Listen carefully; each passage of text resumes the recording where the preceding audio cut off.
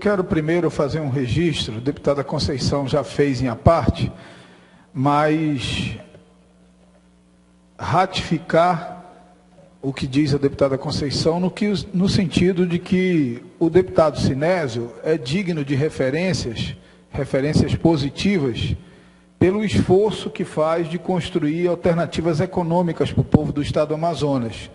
Eu, às vezes, me impressiono com o nível de conhecimento e de domínio do deputado Sinésio em relação às várias possibilidades econômicas que o Amazonas tem, fora do que foi construído até aqui. A casterita e várias outras coisas que o deputado Sinésio sempre tem sido... Silvinita, desculpa. Sempre tem sido protagonista nos debates aqui nesta casa. Mas o deputado Sinésio, na fala dele, deputada Conceição, deputado Belarmino, ele fez uma pergunta que eu acho que deve nos levar a determinadas reflexões. O deputado Sinésio e o deputado Arthur Bisneto confirmou em a parte. O deputado Sinésio disse o seguinte: nós temos 46 anos de Zona Franca. E até hoje ninguém pensou um outro modelo econômico mais identificado com a realidade da nossa região. Ou seja, o que o deputado Sinésio diz é: a Zona Franca gerou muita riqueza para o povo do estado do Amazonas. Riqueza que deveria ter sido instrumento indutor da criação de alternativas econômicas mais identificadas com a realidade do nosso povo. Mas a pergunta principal é: quem não pensou? Porque se nós temos Zona Franca de Manaus há 46 anos e não se pensou uma alternativa econômica, não se canalizou a riqueza gerada por esse modelo para a construção de uma alternativa econômica mais identificada com a nossa realidade, alguém é responsável por não ter pensado durante esses 46 anos. E a fala do deputado Sinésio, ela me fez uma provocação. A provocação de ver quem governou o Amazonas nesses 46 anos. Porque quem não pensou foi quem governou o Amazonas nesses 46 anos, ora. Quem teve a chance de fazer da riqueza da Zona Franca instrumento de desenvolvimento das potencialidades econômicas do interior do estado foi quem governou o Amazonas nos últimos 46 anos. E aí eu fui lá, como diz o meu filho, no senhor Google. E o senhor Google me diz o seguinte: 1967 a 1971, ditadura militar, governador Danilo Matos Areosa. Ainda era um processo de início da Zona Franca, sem estruturação, sem implantação.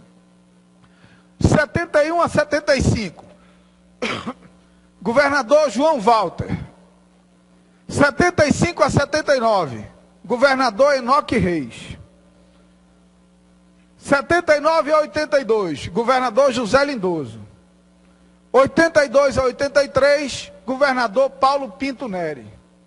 16 anos de ditadura militar, já tinha antes, de 64 a 67, Arthur César Ferreira Reis, mas estamos pegando só o período de validade da Zona Franca de Manaus. 16 anos de ditadura militar, 67 a 83. 5 homens governaram o Amazonas: Danilo Matos Areosa, João Walter, Enoque Reis, José Lindoso, Paulo Pinto Neri. Vem a democratização, 1984, eleições diretas para governador. 83 a 87, Gilberto Mestrinho. 87 a 90, Amazonino Mendes. 91 a 95, Gilberto Mestrinho. 95 a 99, Amazonino Mendes. 99 a 2003, Amazonino Mendes. 2003 a 2007, Eduardo Braga. 2007 a 2010, Eduardo Braga. E 2010 até hoje, Omar Aziz.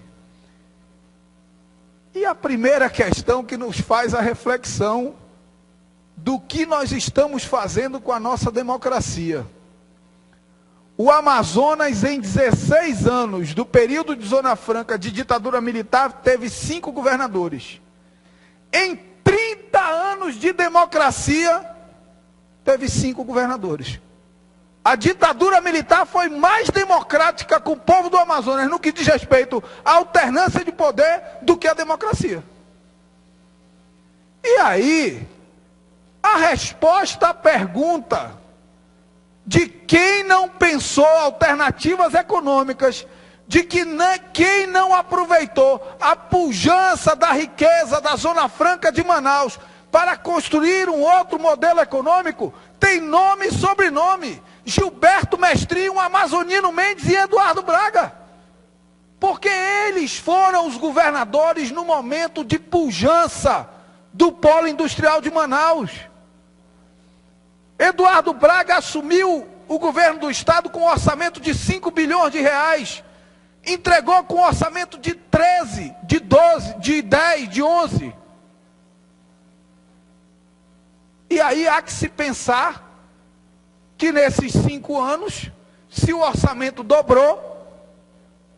dobraram as possibilidades econômicas no interior do estado, dobraram os índices educacionais nos exames de avaliação de curso, dobrou a qualidade do nosso sistema estadual público de saúde, dobrou a sensação de segurança do povo do estado do Amazonas. Infelizmente, essa não é a constatação verdadeira. Porque o Amazonas saiu de 5 bilhões de reais para 13 bilhões de reais, mas continua no rabo da fila do Exame Nacional do Ensino Médio, continua no rabo da fila com um dos piores sistemas únicos de saúde do país, continua sendo, por absurdo que pareça, o 4º estado com maior número de miseráveis do país. O estado que tem a 4ª arrecadação per capita do país, deputada Conceição, é também o 4º com maior número de miseráveis do país. Quem é o responsável disso? É o povo do estado do Amazonas? Sou eu? Não, é quem governou esse estado nos últimos 30, 40 anos. E me perdoe, o mesmo grupo político governou o Amazonas de 1984, da democratização, até aqui. A resposta está dada. Quem que não pensou a alternativa? Quem que não pensou o novo modelo? Quem que, ao invés de construir um porto, que é necessidade premente do polo industrial de Manaus, preferiu construir a Arena Amazônia?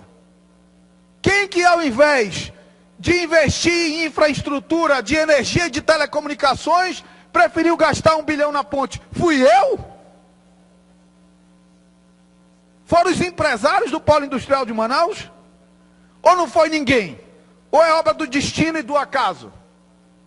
Não, isso é obra e decisão política de quem governou o Amazonas nos últimos anos, que infelizmente ouviu pouco o deputado Sinésio. O atual governador, e eu já pude presenciar isso, ouve o deputado Sinésio e investe nessas alternativas que ele indica. Mas até aqui, ninguém ouvia essa história. Ninguém estava preocupado com isso. Estava preocupado em grandes obras, estava preocupado em grandes desvios, estava preocupado em seus projetos pessoais de poder, e não em construir alternativa real para o povo do estado do Amazonas. O que ficou do 3º ciclo? Nada. Da Zona Franca Verde? Nada. Pura demagogia, pura balela, puro dinheiro público jogado na lata do lixo. E parece que isso não é culpa de ninguém. Parece que isso não tem responsável, que isso é obra do acaso. O Amazonas tem o 2º pior SUS do país por obra do acaso. O Amazonas tem o 4º maior número de miseráveis do país por obra do acaso. Infelizmente, isso não é obra do acaso. Isso é obra do grupo político que governa o Amazonas desde a democratização em 1984. Mas o povo do Amazonas continua revalidando essa política que parece que é boa. Parece que é bom ter um SUS ruim, parece que é bom ter uma educação ruim, parece que é bom não ter porto, não ter energia, não ter telecomunicação. Parece que é bom, que o povo revalida essa política a cada ano. Eu acho que o debate proposto pelo deputado Sinésio deve servir a essa reflexão de quem são os culpados por não ter pensado as alternativas econômicas para o povo do estado do Amazonas. Muito obrigado.